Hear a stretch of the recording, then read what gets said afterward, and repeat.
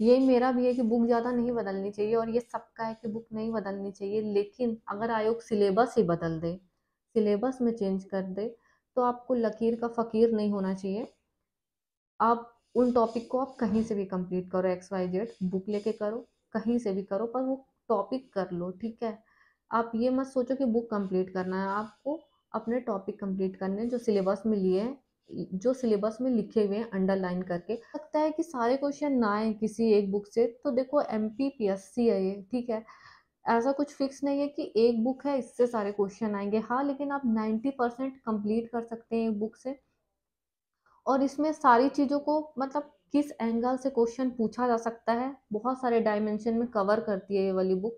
इसलिए भी मेरी फेवरेट है पर्सनल, कि मैं फ्री हो जाती हूँ कि हाँ, ये बुक ले लिया, अब इससे ही पढ़ना है, क्योंकि ऑलरेडी और मतलब किसी भी चीज़ के बारे में बहुत ज़्यादा थकाऊ और बोरिंग कंटेंट नहीं रहता है, उसको एकदम अच्छे से प्रेजेंट रहता है इसमें, ताकि आपको चीज़ें बहुत अच्छे से याद हो जाती हैं, ठीक है। तो हाँ, तो आपको लग रहा होगा कि जनजातियाँ तो पुरानी वाली बुक में भी है, या XYZ आपके पास कोई भी बुक हो उसमें जनजातियाँ दिया हुआ है, ठीक है। भीली ढाबा, पोला, पोला क्या होता है, सूपा तूपा, सूपा तुमा, हाँ, सूपा तुमा क्या होता है, जैसे घोटुल है, ये आपको पता है, ठीक है, क्लब है। तो जनरल अभी तक हम जो पढ़ते आए, तो घोटुल, धूम कोरिया, ये सब जनजाति लोग का क्लब होता है, ठीक है, जहाँ युवा लोग का। लेकिन इसके बाद भी इसमें और है, सुपली दिया, लाभन दिया है, ठीक है, डोड बली है, चिथौड़ा विवाह, ये पहले से पता था, जैसे सामरा प्रथा क्या है, और नवाखानी, मयारी। तो काफी सारे टर्म अलग मुझे दिखे जो संवैधानिक प्रावधान है, अलग से एक बॉक्स में दे दिया है, अच्छे से, बिल्कुल अच्छे से कर सकते हैं हम, ठीक है। Hey everyone, welcome and welcome back to my new video. सबसे पहले आप लोगों को दिल से शुक्रिया, दिल से धन्यवाद आप लोगों का, कि आप लोग के प्यार और सपोर्ट की वजह से ही चैनल पे 1 मिलियन व्यूज कंप्लीट हो गए हैं, ठीक है। और ऐसे ही अपना प्यार और सपोर्ट बनाए रखिए, और मैं आप लोगों के लिए ऐसे ही वीडियो लाती रहूंगी। और जैसे कि परीक्षा धाम MPGK का, परीक्षा धाम की बुक का रिव्यू कर रही हूँ, मैं आपको बता रही हूँ। और आपके पास पुरानी वाली होगी तो भी आप, अभी मैं जैसे बताऊंगी तो आप जान सकते हैं कि आपको लेनी चाहिए कि नहीं लेनी चाहिए। और ये मैं आप पे ही छोड़ रही हूँ कि आपको लेनी चाहिए या नहीं लेनी चाहिए, बस मैं ये बताऊंगी कि इसमें क्या खास है, क्या अलग है, ठीक है। तो इसका 4th एडिशन है ये। तो सबसे पहले MPGK की जो ये बुक है, तो आपको पता है कि एक तो MP की इकोनॉमी वाला पोर्शन ऐड हुआ है। तो इसको मैंने अच्छे से पढ़ा, ये मेरे पास 3-4 दिन से थी। तो पहले मैंने जो 10th यूनिट जुड़ी है, पहले मैंने खुद कंप्लीट की, अपनी पूरा पढ़ के अच्छे से कंप्लीट कर लिया, मेरी 10th यूनिट कंप्लीट हो गई है। फिर मैंने इसके बाद मतलब न्यू पोर्शन पहले पढ़ा मैंने, ठीक है। फिर उसके बाद इकोनॉमी में क्या ऐड हुआ है वो पढ़ा, जिससे मुझे पता लगा कि हाँ, इसको लेना वर्थ इट रहा या नहीं रहा, ठीक है। तो पढ़ने के बाद मुझे लगा एकदम वर्थ इट है, क्योंकि आपके पास पहले से पुरानी बुक हो सकती है परीक्षा धाम की, ठीक है। बात बुक की नहीं है, बात इतनी सी है कि सिलेबस में जो पॉइंट मेंशन है, जो लिखा हुआ है, घुमंतु जनजाति लिखा हुआ है, तो आपको उसके बारे में पता होना चाहिए। अब चाहे आपको बुक से पढ़ के पता हो, गूगल करके पता हो, किसी वेबसाइट से, कुछ कैसे भी पता हो, यूट्यूब से पता हो, कैसे भी पता हो, जो लिखा है सिलेबस में वो आपको पता होना चाहिए, ठीक है।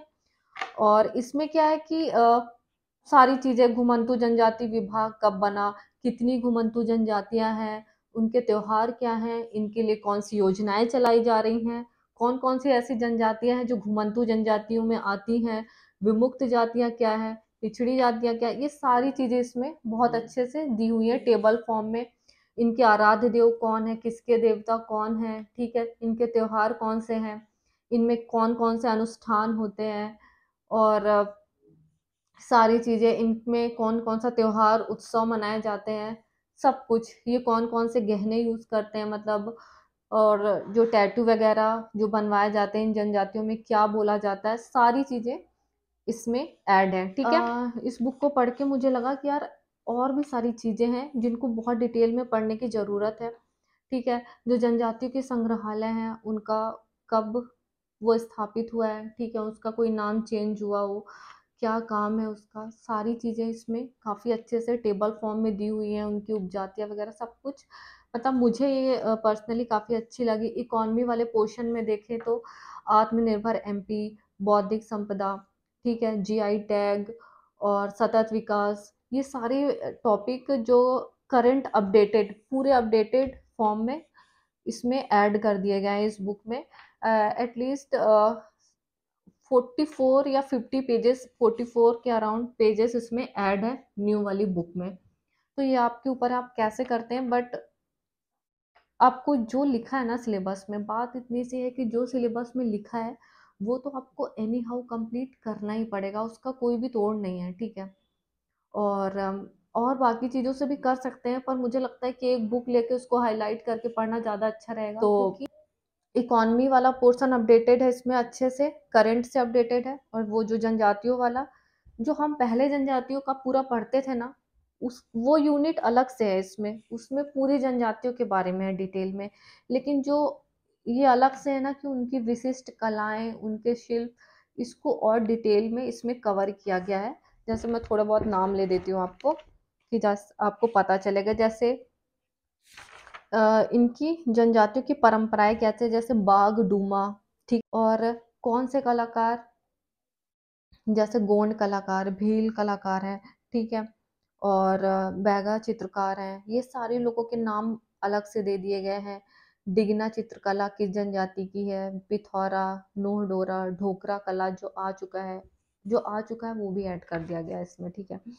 अब इसमें जनजातियों में विमुक्त, घुमक्कड़, अर्ध घुमक्कड़ और विशेष पिछड़ी जनजातियां, इनसे संबंधित योजनाएं, इनके विकास प्राधिकरण कहाँ है, जैसे सहरिया विकास प्राधिकरण, बैगा विकास, भारिया विकास कहाँ कहाँ है मध्य प्रदेश में, ठीक है। इनके लिए विभाग का गठन कब किया गया है, अभिकरण कब बना है, इनमें सदस्य और विभाग है तो इसमें कितने सदस्य होते हैं, ये सारी चीज़ें, जिनके लिए किसी को भी बहुत ज़्यादा मोबाइल चलाने की ज़रूरत पड़े, भटकने की, तो मुझे ये है कि 90% मेरा कंप्लीट हो जाए, और आपको भी यही। और उसके बाद इंसान